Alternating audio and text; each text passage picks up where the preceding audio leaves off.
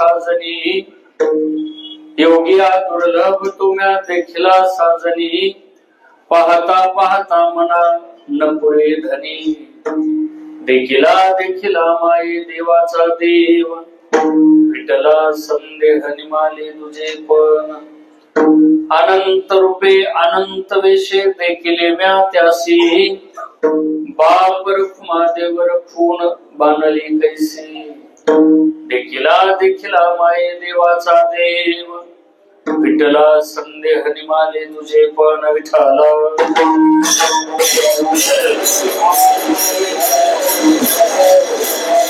महायोग पीठे तते भीमरथ्यम वरम पुंडरीकाय गातुं निंद्रहे समागत्य तिष्ठन् तमानंदकंदम् परब्रह्मलिंगं भजे पांडुरंग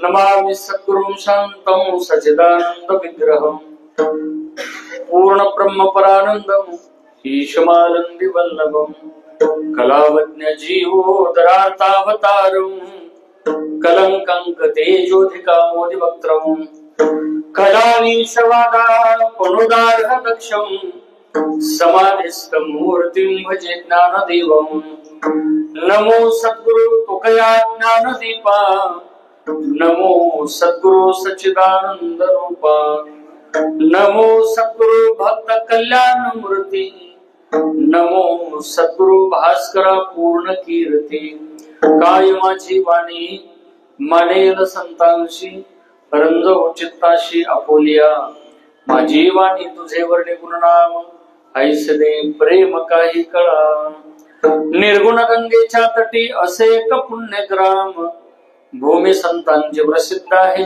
गोर नाम असे समाधी तेथे भक्तीचा जिव्हाळा नमस्कार माझा सद्गुरु स्वामी दयाळा मस्तक माझे पायावरी वार करी संतांच्या योगिया दुर्लभ तुम्या देखिला साजनी पाहता पाहता मना न पुरे धनी देखिला देखिला माये देवाचा देव विठला संदेह निमाले तुझे पण वारकरी संप्रदायाचे भक्ती सूर्य गुरुनाम गुरु श्री गुरु बंकट स्वामी महाराजांच्या कृपेतून ही कीर्तन रूपी सेवा भगवत चरणी समर्पित करण्याचा हा सुयोग आज मला प्राप्त होत आहे.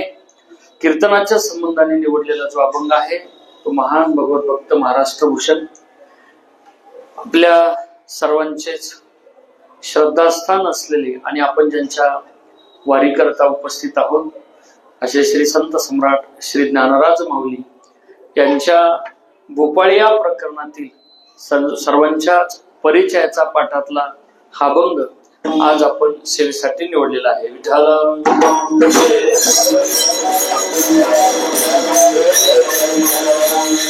सेवेला सुरुवात करण्यापूर्वी थोडक्यामध्ये परिहार द्यायचा तो म्हणजे असा आज आपण श्री क्षेत्र आळंदी क्षेत्रामध्ये वारीच्या निमित्ताने उपस्थित आहोत.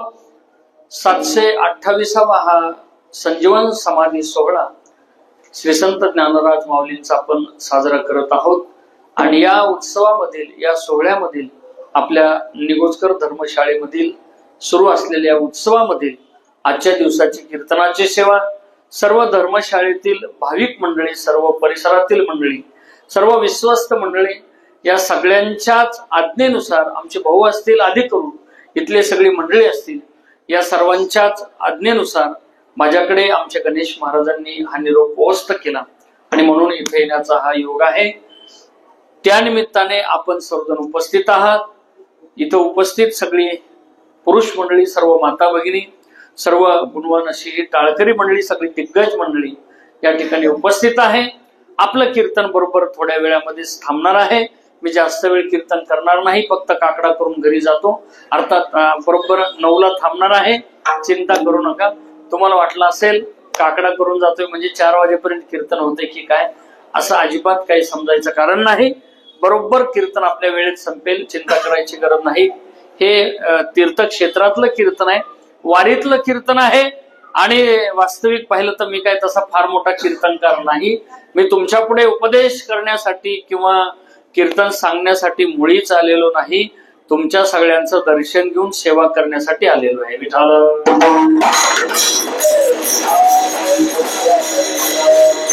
आपण खूप मोठे भाग्यवान आहात की आपल्याला सद्गुरु परमपूज्य विठ्ठल बाबांचा सहवास घडला, सद्गुरु परमपूज्य सारंग बाबांचा सहवास घडला.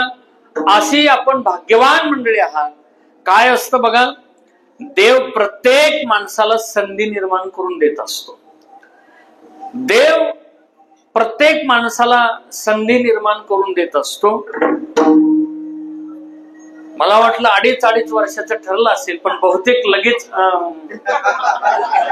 निवडून आल्याच माघार टाकलेली दिसती. मी पुढे जाणार आहे, तुम्ही का हसला मला माहित नाही. आणखी आपल्याला पुढे घेऊन जातो. शपथविधी व्हायचा होता म्हणून बोललो, बाकी काय विषय नाही. आळंदी क्षेत्रात आहे, इथं प्रत्येकाला संधी किंवा सेवा करण्याची पाळी आली पाहिजे म्हणून महाराजांनी माघार घेतली असावी. हे आपल्याकडे चांगलं आहे बुवा, हे राजकारणात असं पाहिजे आहे की नाही, पाहिजे की नाही, म्हणजे करणार नाहीत. आपलं चांगलंय. आपण अत्यंत आनंदाने, खेळीमेळी वातावरणाने आपण राहतो. आणि जी माणसं खूप प्रेमाने, आनंदाने, खेळीमेळीने जगतात ना, त्यांचे चेहरे सुद्धा फ्रेश असतात. जे माणसांच्या अंतःकरणात खालीवरपणा असतो ना, ते कधीच प्रसन्न नसतात. तुम्ही बारकाईने पहा. म्हणून आपण साधू संतांकडे नेहमी पाहिल्यानंतर समाधान का वाटतं, त्याचं कारण त्यांच्या अंतःकरणात कुणाच्याच बद्दल द्वेष, मत्सर नसतो. कोण्याही जीवाचा ही वृत्ती त्यांची असते. आणि म्हणून त्यांना पाहिल्याबरोबर आपल्याला प्रसन्नपणा मिळतो, पाहिल्याबरोबर त्यांच्याकडे समाधान मिळतं आपल्याला. म्हणून आपण त्यांच्याकडे परत परत पाहत असतो. एरवी पाहिलं आपण त्यांच्याकडे सुद्धा नसतं, पण त्यांच्याकडे पाहिल्यानंतर आपल्याला समाधान मिळतं आणि म्हणून आपण त्यांना परत परत पाहत असतो. ऐका, आपण पुढे जाऊया की माणसाच्या जीवनात प्रत्येक माणसाला संधी निर्माण देव करून देत असतो. काही माणसांच्या जीवनात संधी निर्माण करतो, पण त्याला संधीचं सोनं करता येत नाही. पण माझं असं भाग्य आहे की मला सद्गुरु विठ्ठल बाबांच्या आणि सद्गुरु सारंग बाबांच्या सेवेमध्ये, अर्थात त्यांच्या परम चैतन्याच्या सानिध्यामध्ये सेवा करण्याची संधी आहे. याचा अर्थ असा आहे, आजचं कीर्तन थोडं जरी झालं ना तरी सुद्धा पुण्य दुप्पट तिप्पट मिळणार आहे. विठ्ठल.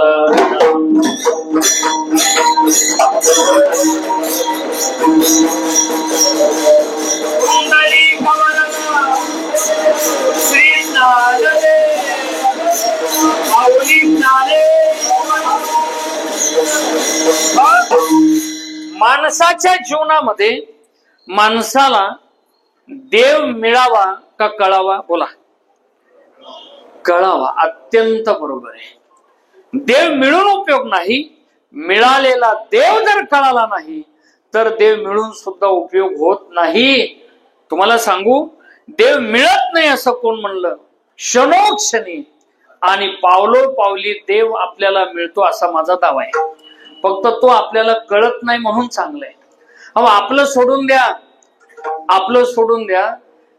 ज्यांच्या कुळामध्ये प्रत्यक्षात आपण नेहमी म्हणतो भानुदासाचे कुळी महाविष्णूचा अवतार, महाविष्णूचा अवतार असणारे श्री संत एकनाथ महाराजांकडे 36 वर्ष देव काम करत होता.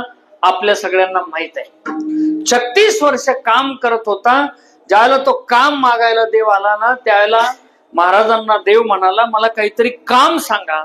महाराज म्हणले बाळा तुला पाहून तुला काम सांगावं अशी माझी इच्छा होत नाही. तू काम देणारा असावास, काम तुला सांगावं अशी माझ्याकडून तरी अपेक्षा करू नकोस. तुला पाहिल्यानंतर समाधान होतंय, ते बाकीचं सांगू नका. मला कामाची गरज आहे म्हणून मी तुमच्याकडे आलोय. कोण होता हा बालक? प्रत्यक्षात द्वारकेची मूर्ती एकनाथा घरी देव होता. पण नाथ महाराज म्हणतात माझ्याकडे काही काम नाही तुला. देवाला वाटलं बहुतेक नाथ महाराजाला असं वाटत असेल मी काम केलं तर मी काहीतरी दाम मागेल. ते बालक अर्थात तो मुलगा किंवा तो देव असं म्हणतोय महाराज चिंता करू नका, दाम देऊ नका, पण काम द्या. आता आम्ही असं म्हणतो जरांगे पाटील दाम सांगा मग फेटा बांधू आपलं हे. अर्थात म्हणजे देवात आणि आपल्यात किती फरक आहे गणेश महाराज, की देव म्हणतो काम द्या, दामाची मला गरज नाही. पण आई साहेबांकडे ज्या वेळेला देव गेला, नाथ महाराज म्हणतात माझ्याकडे काही काम नाही, गिरजाबाईंना विचार. त्याला गिरजाबाईंकडे ज्याला देव येतो ना, आई साहेब काहीतरी काम सांगा, काहीतरी झाडून काढायची सेवा द्या, पाणी भरायची सेवा द्या. त्यावेळेला आई साहेब म्हणतात बाळा कुणाचा आहे रे, किती सुंदर दिसतोस, किती गोड बोलतोस. तो देव म्हणतो तुम्ही दोघही सारखेच आहे. महाराजही गोड बोलतो चांगला दिसतोच म्हणाले, तुम्ही पण तसंच बोलताय, दोघही सारखेच दिसताय. हे गोड बोलणं चांगले दिसणं हे बाजूला सोडा, मला कामाची गरज आहे, मी तुमच्याकडे आलोय. तुला पाणी भरता येतं? म्हणले लगेच भरू शकतो. कावडीने तो पाणी भरू लागला. आपल्या सगळ्यांना प्रमाण पाठ आहे की कावडी पाणी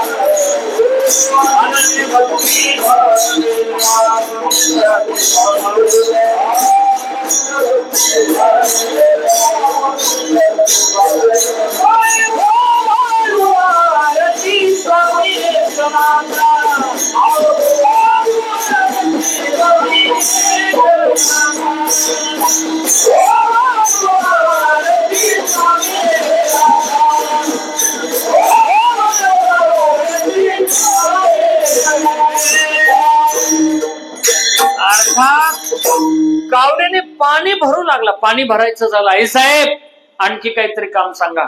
मग वस्त्रे गंगा तरी तसे काम सांगा. सगळे काम संपले. आई साहेब म्हणतात नाश्ता करून घे. नाही नाही तुमचे काम सांगा, नाश्ता जेवण नंतर करतो. आई साहेब म्हणले माझ्याकडले सगळे काम संपले. महाराजांकडे असतील ना? मग त्याला तिकडे जायचं होतं. कोणाकडे? नाथ महाराजांकडे. नाथ महाराज पूजा करत होते. नाथ महाराजाला देव म्हणतो, अर्थात तो बालक म्हणतो महाराज मला काहीतरी काम सांगा. आई साहेबांकडले सगळे काम संपले. आई साहेबांकडे संपले म्हटल्यानंतर नाथ महाराज म्हणतात बाळा माझी पूजा चालू आहे, आता काय काम सांगू तुला?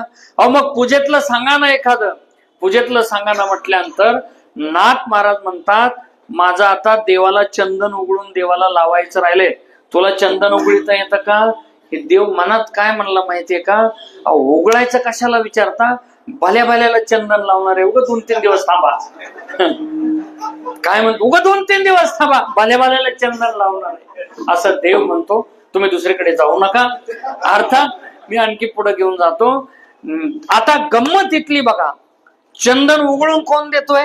बोला, देवच देतोय. लावायचंय कोणाला चंदन? देवालाच लावायचं आहे. मग जर देवालाच लावायचं असणारा चंदन देव जर उघडून देत असेल आणि ते जर नाथ महाराजांना लक्षात येत नसेल तर एका हरिपटाला अर्ध्यातून चहा पिणाराला देव कळायला काय बापाचे पिंड आहे का? अजिबात देव कळणार नाही. मग तुमचा असा प्रश्न असेल की महाराज, नाथ महाराज तर प्रत्यक्षात देव आहेत, मग त्यांना देव का कळला नाही? ते संत आहेत, का त्यांना देव कळाला नाही? ऐका ना, देवाची स्वजन मोहिका नावाची जी माया आहे, ती माया जर देवाने भक्तांवर टाकली तर ते देव भक्ताला सुद्धा मी तुमचं काम करतोय हे लवकर कळू देत नाही. पण ज्या वेळेला काशीच्या संन्याशाने सांगितलं, हो नाथ महाराज, तुम्ही ज्यांच्याकडून सेवा करून घेताना तो दुसरा तिसरा कोणी नाही, अरे जगाचा मालक आहे, श्रीखंडाच्या रूपात तुमच्याकडे काम करतोय. किती दिवस त्याला काम सांगता, भास्करानं काम सांगायचं त्याला. मग नाथ महाराज म्हणतात, बाप रे, माझ्याकडे देव राबतोय. आवाज देतात नाथ महाराज, श्रीखंड्या इकडे, श्रीखंड्या काम सांगायचं इकडे. आता मात्र श्रीखंड्या गुप्त झाला, लवकर भेटला नाही. सांगा, देव मिळाला होता की नव्हता? मिळाला होता, पण मिळालेला देव साधू संतांना सुद्धा लवकर मेळ लागू देत नाही. आपल्यासारख्याला तर लागेल का नाही, त्याचा पत्ता सुद्धा सांगता येणार नाही. आणखी तुमच्या पाठातला परिचयाचं उदाहरण सांगतो, ऐका. ज्यांच्या कीर्तनात देव नाचत होता, आपल्या सगळ्यांना प्रमाण पाठ आहे. आमचे भीमसिंग महाराज भगवान गडकर फार गोड चाल गायचे. मला तितकी चाल त्यांच्यासारखी जमणार नाही, पण त्यांचा असा झटका, असा रेलून ते खतरनाक असायचा. एक चिटाळी झाली चंद्रभागेच्या वाळवंटी वाळ, असं ते बंकट स्वामींचेच पुतणे होते ना. माझा ज्ञान राजा गोपाळा शिलाया वाटी, असं ते हाताचा झटका. फार बघा, ज्यांनी हे जुने कीर्तन ऐकले ना, अलीकडच्या काळातले बहु कीर्तन ऐकणं म्हणजे भेळ खाल्ल्यासारखेच वाटत असते. या सगळ्यांचे ऐकलेले माणसं. पण असू दे, आता काय करता, भेळ बी खावा लागते कधी कधी, असं समजूया आपण. आणखी तुम्हाला पुढे घेऊन जातो, ऐका. नामदेव महाराजांच्या कीर्तनात देव नाचत होता, आपल्या सगळ्याला प्रमाण पाठ आहेत. नामदेव कीर्तन करे पुढे देव, नाचे पांडुरंग, जनी म्हणे ज्ञान देवा, बोला